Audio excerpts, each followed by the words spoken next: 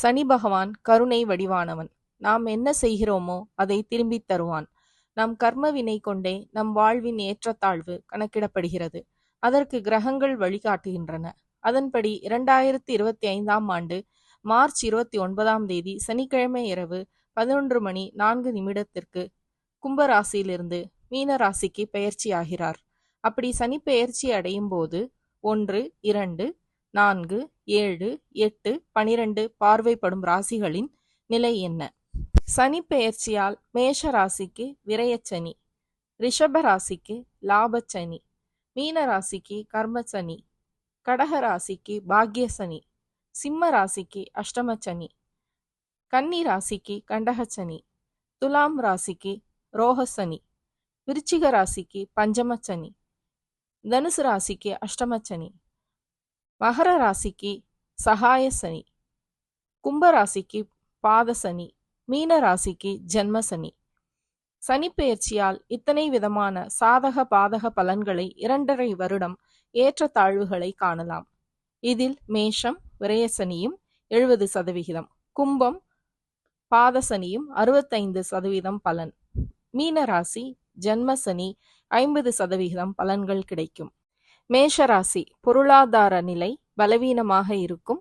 சனி கும்பராசியிலிருந்து மீன ராசிக்கு சனிப்பெயர்ச்சி ஆகும்போது மேஷ ராசிக்கு விரயசனி தொடங்குவதால் உங்களுக்கு தேவையில்லாத செலவு ஏற்படும்.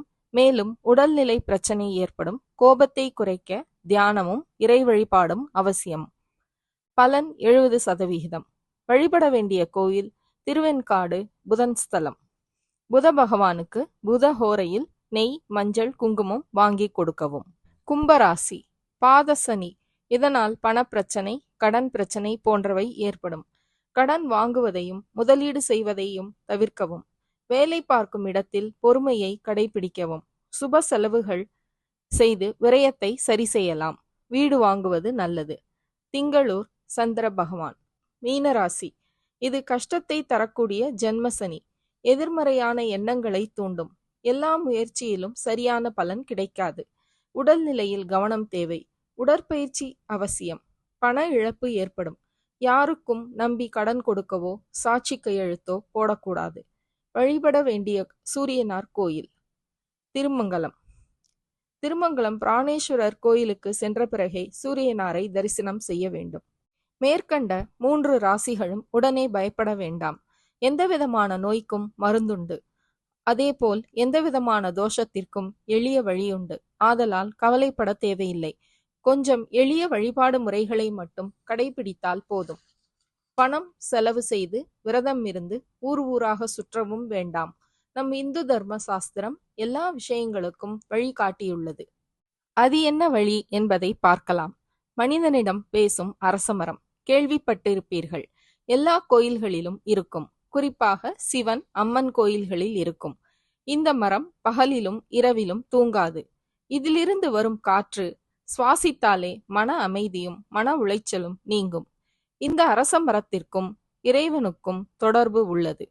அரச மரத்திற்கு வேண்டுதல்களை இறைவனிடம் சேர்க்கும் சக்தி உண்டு.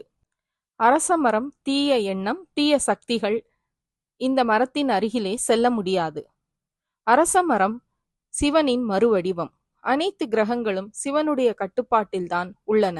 எனவே மேஷம், கும்பம், மீன ராசிக்காரர்கள் அரச மரத்தை சனிக்கிழமைகளிலோ அல்லது ஞாயிற்றுக்கிழமைகளிலோ மஞ்சள் கலந்த நீர் கலந்து அரச மரத்தின் வேரிலே தெளித்து பின்பு 1/2 லிட்டர் பசும்பாலால் மரத்திற்கு வேரில் அபிஷேகம் செய்து 2 அகல் விளக்கில் கடுகு எண்ணெய் அல்லது நல்லெண்ணெய் ஊற்றி பஞ்சு திரி போட்டு இந்த 2 வரி மந்திரத்தை 9 முறை சொன்னால் போதும்.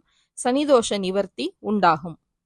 சொல்ல வேண்டிய மந்திரம் அல்லது கேட்க வேண்டிய மந்திரம் சூரியபுத்ரோ தீர்க்கதேகோ விசாலாக்ஷ சிவப்பிரிய தீர்க்கசார பிரசன்னாத்மா பீடாம் ஹரத்துமே சனி. இந்த ஸ்லோகத்திற்குரிய பொருள் சூரியபுத்திரனும் நீண்ட தேகம் உள்ளவனும் சிவப்பிரியனும் தெளிந்த மனம் உள்ளவனுமான ஸ்ரீ சனீஸ்வர பகவான் என்னுடைய பீடையை போக்க வேண்டும். மீண்டும் ஒருமுறை ஸ்லோகம். சூரியபுத்ரோ தீர்க்கதேகோ விசாலாக்ஷ சிவப்பிரிய தீர்க்கசார பிரசன்னாத்மா பீடாம் ஹரத்துமே சனி.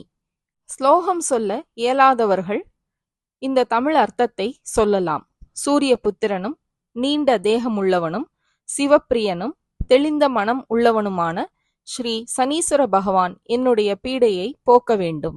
மனித வாழ்வில் இன்பம் துன்பம் அனைத்தும் அவரவர் செய்யும் கர்ம காரியங்களை பொறுத்தே நல்ல பலன்களும் தீய பலன்களும் நடக்கும். ஆதலால் நன்மைகள் கூடவும் தீய பலன்கள் குறையவும் தானம் தர்மம் செய்வதால் போதும். இதனால் பசுவிற்கு உணவு கொடுப்பது, உடல் ஊனமுற்றவர்களுக்கு உதவி செய்வது போன்றவை நம் கர்ம வினையின் தீவிரத்தை குறைக்கும் என்பது ஜோதிட சாஸ்திரங்கள் காட்டும் வழிமுறைகளாகும்.